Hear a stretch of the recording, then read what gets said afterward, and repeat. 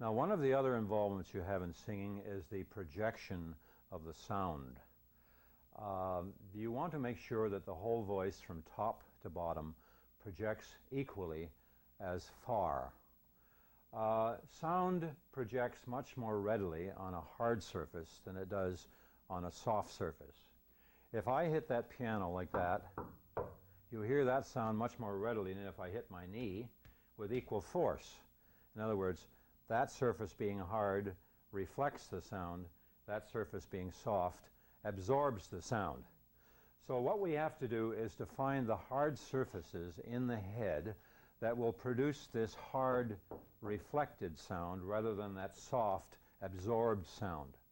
Now we have two surfaces in the head which will produce that hard reflected sound.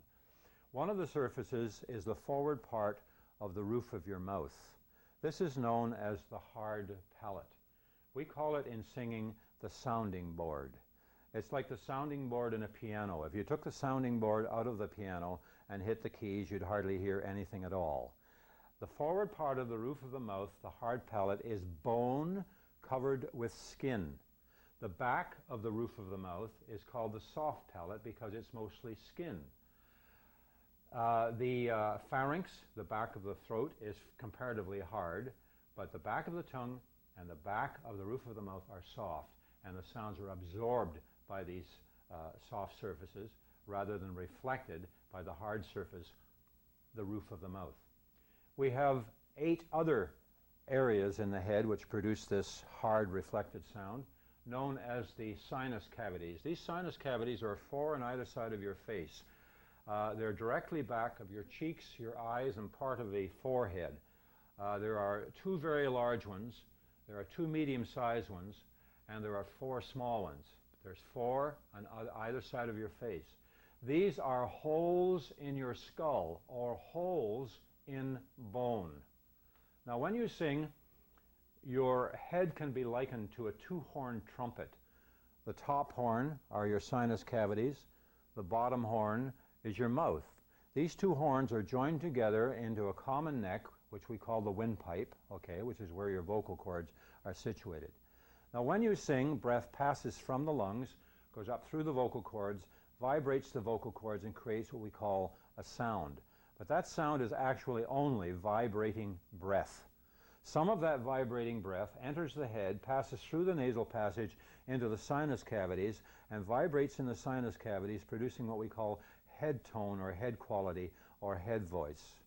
Now, when a male singer sings in what we call falsetto, a lot of rock singers do this, when a male singer sings in falsetto, what he is actually using is only the sinus cavity resonance. In other words, he's pitching his voice up into the same frequency range as a female singer. When I was a boy soprano, I sang in the same frequency range as a female soprano. When my voice broke or changed around the age of 13 or 14, my voice lowered. All that happened was my vocal cords thickened, and because of the thickening of the vocal cords, my vocal cords were not able to vibrate fast enough to produce that high-pitched sound like a female soprano, so I became a tenor. Now, the falsetto is not a normal voice for a man. The very word itself indicates false is false. E-T-T-O is a suffix on the end of the word, means small. Small, false voice. But it's perfectly legitimate in the pop field. We don't use falsetto if we sing correctly in the classical field. But it's possible to use it in the pop field, depending upon the effect you want to have or use with the song that you're singing. Okay? Now, some of that same vibrating breath enters the mouth and vibrates inside the mouth, creating what we call mouth resonance or mouth tone or mouth quality. Now, this is called the yell of the voice. The sound that's created on the hard palate is a sort of a yelling sound. The falsetto or the sinus cavity resonance softens and sweetens that ugly yelling, strident yelling sound, causing it to become a mellow, melodic singing sound. Okay? Now, because of these 2 cavities vibrating at the same time, in effect, your whole head is vibrating. And that vibration of the head is transferred through the tissues of the neck into the hollow portion of your upper chest. And there is a sympathetic or extended vibration produced down here called chest resonance or chest tone or chest quality.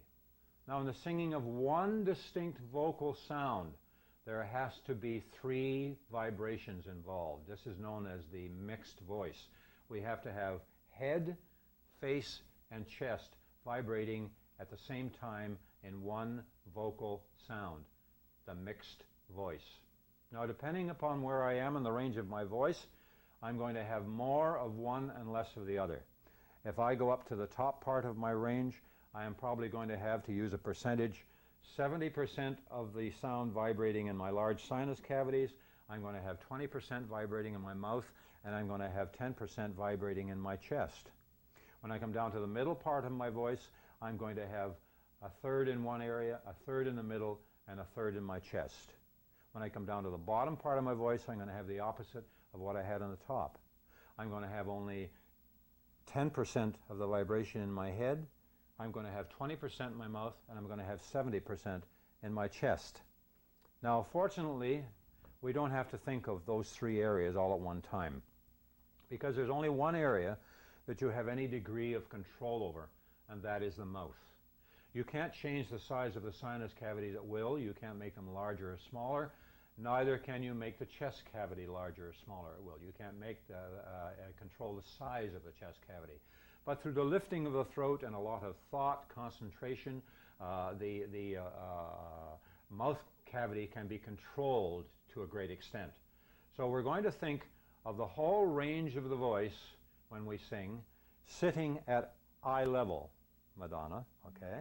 We're going to think of the whole range from top to bottom, sitting at eye level, because the cavities that are producing that sound are right about that level, okay? Now, the problem with thinking at this level is that pitch enters the picture. With many singers, when they have to sing a higher tone or a high note in their range, since the high note sounds high and it looks high on the piano, they automatically think of the sound as being up above their head somewhere, because the pitch tells him it's up there, but it's not up there. The range of the voice, or the pitch of the sound, is right here at eye level.